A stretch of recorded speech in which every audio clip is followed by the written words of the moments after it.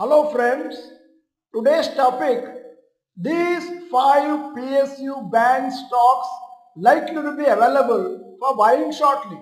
I am Dr. Bharath Chandra. Purpose of the video is service to society. In this video, we are presenting two important pieces of useful information for all investors.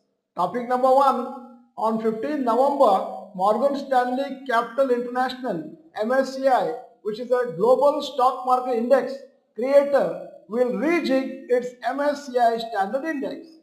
Due to the inclusion of some new stocks in the index, large amounts of money are expected to be invested from foreign ETFs. Likely additions in MSCI Standard Index, Industrial Bank, approximate estimated inflows 2,400 crores. Suzlon Energy 2,200 crores. Persistent Systems 2,150 crores. Paytm 1,350 crores. APL Apollo 1,885 crores. And Polycab 1,580 crores estimated inflows. Macrotech Developers 1,520 crores, Tata Motors DVR 1,435 crores, Tata Communication 1,330 crores. Also, as per Association of Mutual Funds of India AMFI classification, in the review of which stocks are large cap, mid cap and small cap, Polycab with a market cap of 77,000 crore and Macrotech Developers with a market cap of 82,000 crores will be considered as large cap stocks from January 2024 since the market cap is increased significantly above the minimum threshold of around 49,700 crores. Also, some stocks are likely to be added to the MSCI small cap index, which could result in inflows of around rupees to 30 to 60 crores for each of the following stocks. Number 1, Gokuldas Exports. Number 2, Arvind Limited. 3, Force Motors. 4, Wonderla. 5, DV Realty. 6, Texmaco Rail. 7, IFCI.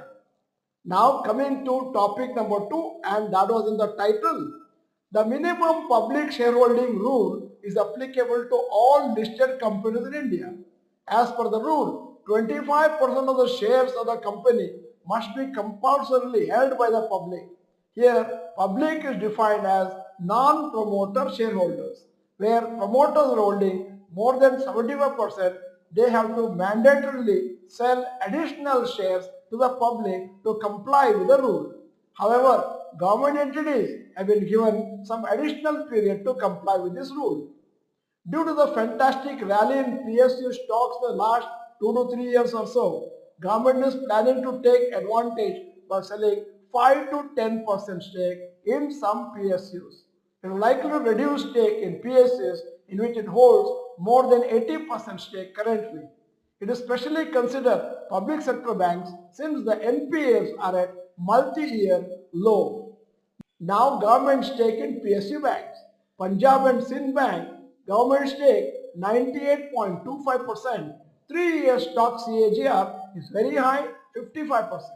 IOB, government stake 96.38%.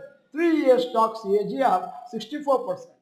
Number 3, UCO Bank, government stake 95.39%.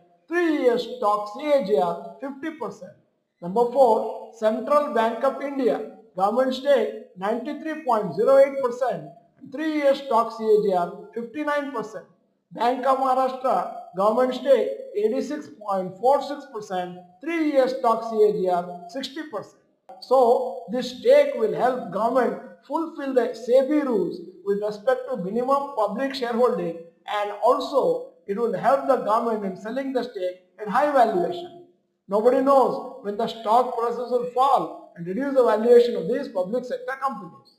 Now at the end of the video, here is a question. As per October 2023, how many mutual fund SIP accounts exist in India? There are 4 choices in front of you: 7.3 crores, 12.8 crores, 4.6 crores, 9.4 crores. If you are not the member of Dr. Bharath Chandra, Rohan Chandra channel, this is the time to subscribe, press the bell icon, send the video to all your friends. The video is good, press the like button. Thank you for watching. Bye bye. All the best.